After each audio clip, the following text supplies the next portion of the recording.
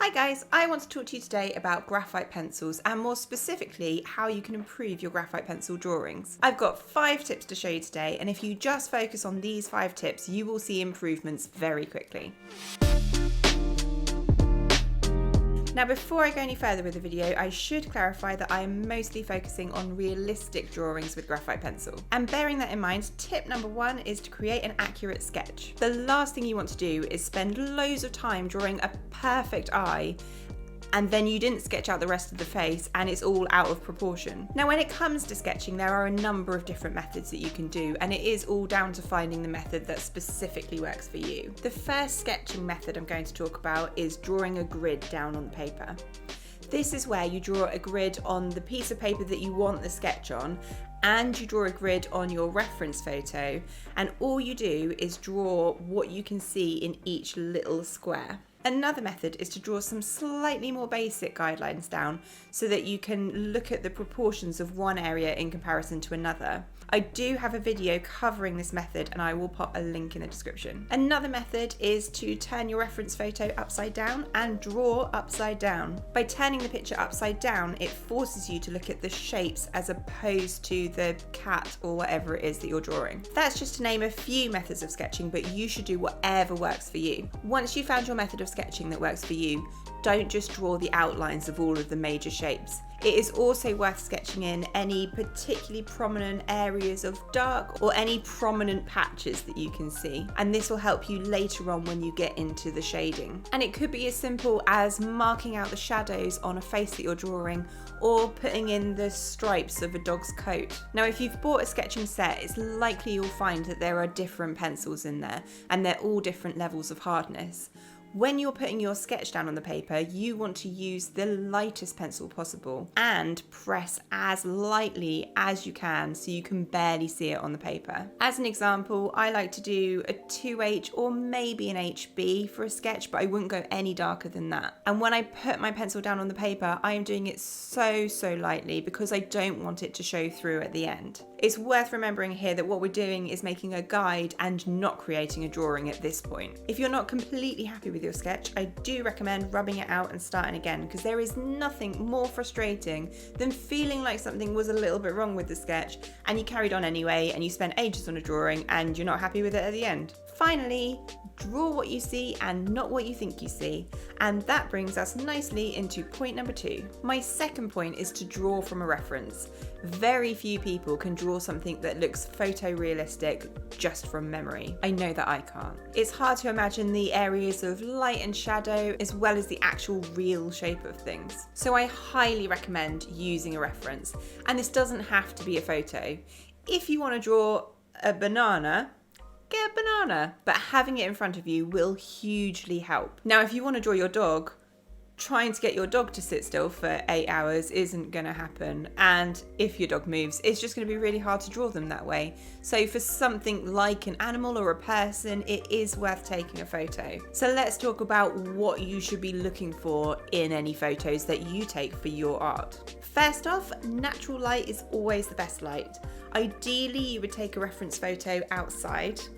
Worst case, if you're not able to do that, you could take it indoors, but daylight bulbs work 10 times better than artificial yellow bulbs. Also, if you're taking a photo of an animal, it is worth getting down to their eye level. It just generally comes across better in the drawing. That said, the same does apply to people. And it doesn't have to be a fancy camera for a reference photo.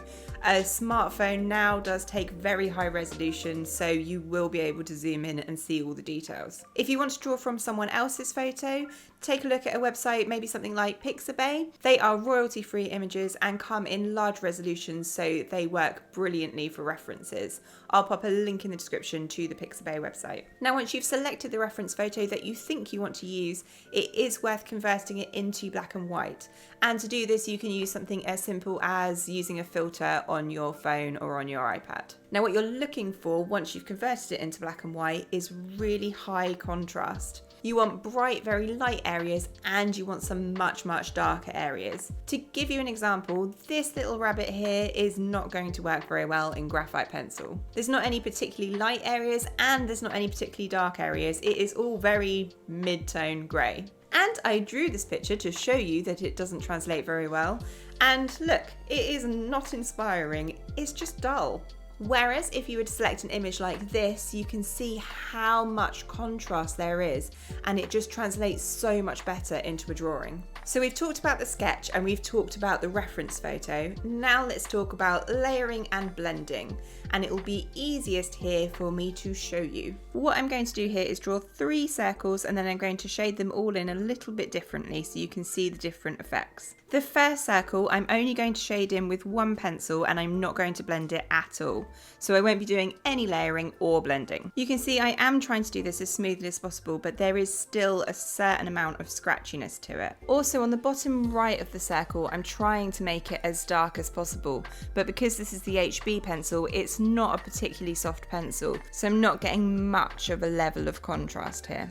So let's move on straight away to shading the second circle, and I'm going to use 3 different pencils for this and layer it up. I'm not going to do any blending though on this one either. So I'm going to start off with the HB pencil, and I'm making something similar to that I did on the first circle, but then I'm going to go on to add to that with the 2B and the 6B. And you can see as I start adding these pencils in, I'm just getting much more of a depth here, and I'm able to go much deeper and darker with the contrast in that bottom right hand part of the circle. So it still looks quite scratchy, but I am starting to get some real contrast, and as a result it is looking better. For the last circle, I am going to use all of the 3 pencils I used for the previous one, but I am also going to blend in between each layer. So I'm going to start off with the HB once again, and once I've got that down how I would like it, I'm just going to use a little tissue just to blend that all together, and I'm doing this with circular motions, and you can see already in comparison to the others how smooth this is looking now I've blended it. So I'm going to do the same with the 2B and the 6B pencil, and now I've blended that for the final time, you can see it has also kind of blended away some of the darkness in that bottom right hand corner. So I'm just going to go in one more time with the 6B pencil and get it nice and dark with high contrast. And you can see that the third circle with the layering and the blending just looks so much deeper and richer. And if I show you a little bit closer, you can see how smooth it is in comparison to the other 2. So I find this method not only creates a better picture, but it is also a lot more forgiving if you're not amazing at being super smooth with your pencil. My 4th tip is contrast. We covered it a little bit just now, but let's expand upon that. Just because you're using a graphite pencil drawing does not mean that you can't use other materials. What you're essentially drawing here is a grayscale picture, and getting those blacks really black does add an extra pop. What I've started doing recently is using a black polychromos pencil on the very darkest bits to get them really dark, and it really makes the picture pop. I'm going to take an older drawing here and apply polychromos to the top, and it's only taken about half an hour, and what a massive difference it makes. It makes it look even more realistic and just adds a wow factor. I've chosen polychromos pencils here, partly because you can sharpen it into a really fine point and you can be really accurate with it, but also it just layers over graphite pencil so well, even if you've put a lot of graphite down on the paper. Another good thing about the polychromos is you don't have to buy a full set of polychromos to get the black pencil. You can buy them individually, and I will pop a link in the description on where you can pick one up. My 5th tip is to take your time. Art isn't all about rushing to the finish line, and if you follow the tips that I've given you, then it will take a little while to complete a drawing, but it will be so worth it at the end. If you find after a while you're getting fatigued with your drawing, walk away and come back to it. You don't have to finish it all in a day. It often helps to have a little break and look at it with fresh eyes. Remember that art is to be enjoyed, and by taking your time over it, you will end up with a better drawing, which will help you enjoy it even more. I hope you found this video helpful. If you did, give it a like, and don't forget to click the subscribe and the notify bell so you never miss an art tutorial. Happy drawing, guys. I'll see you in the next one.